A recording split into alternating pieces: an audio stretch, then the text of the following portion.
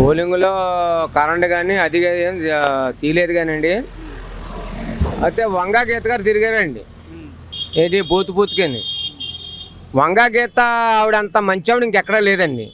కానీ పవన్ కళ్యాణ్ ఎలా ఓడించాలా ఎలా తొక్కాలని ఎదో ప్లానింగ్ చేసిందండి. మీకు అర్థమైందా?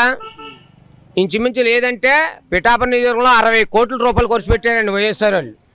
That is point no anybody జాగ్రత్తగా. ఓకే. కానీ ఆవిడ వేసిన ఎత్తు పడకలన్నీ తుక్కైపోయినాయి. ఇలా పవన్ కళ్యాణ్ నెగ్గటానికే ఎక్కువ మెజారిటీ రావడానికి వంగా గీత కారణం అండి. ఆవిడ చేసే యథోప్రసారం అండి. ఇది తప్పుడు ప్రసారం చేయాలి. నిజం చెప్పాలి. నేను ఉత్తరించేసాను అది ఉత్తరించేసాను అంటుంది. చాలా తప్పండి. ఇవాళ ప్రతి నియోజకవర్గంలో ప్రతి ఊర్లో వంగా గీతను తౌరు తోలేరు. నీకు పని లేదు అదలు బొమ్మన్నారు. ఇంకో విషయం ఎర్రటోమాలు తీసింది. అది ఎర్రటివాళ్ళు తీయడానికి అందరికి హక్కు అండి. అది ఎర్రటొమ్మలు అంటే అది ఒక సింబల్ కాదండి, అది ఒక కారణం. అది ఎర్ర తొమ్మాలంటే అన్నిటికి సంబంధించింది. అది కార్మికుడు. నువ్వు కోస్తే నేను కోసుకుంటే రక్తం వస్తా, నువ్వు కోసుకుంటే నలిపోతుందా? అలాంటిది మాట అండి.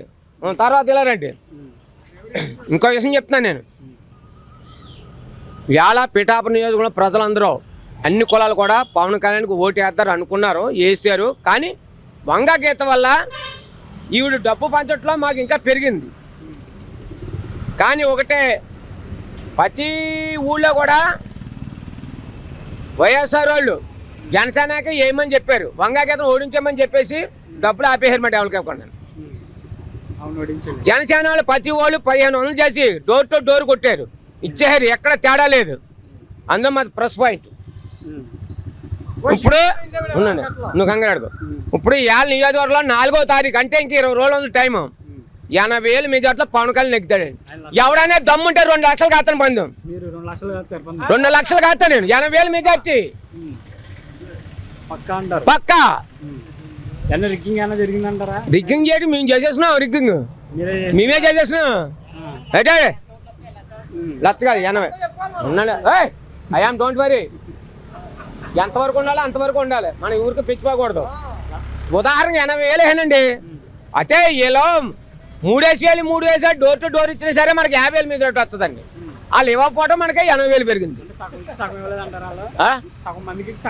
10 మందికి ఇచ్చారు 75%. ఓకే. పిఠాపురం నియోజకవర్గం ప్రజలందరూ అన్ని కులాల వారు నేను మాట చెప్తున్నాండి. పైన మోడీ రావాలి, అభివృద్ధి కావాలంటే చంద్రబాబు నాయుడు కావాలి, అసెంబ్లీ కావాలంటే పవన్ కళ్యాణ్ కావాలి.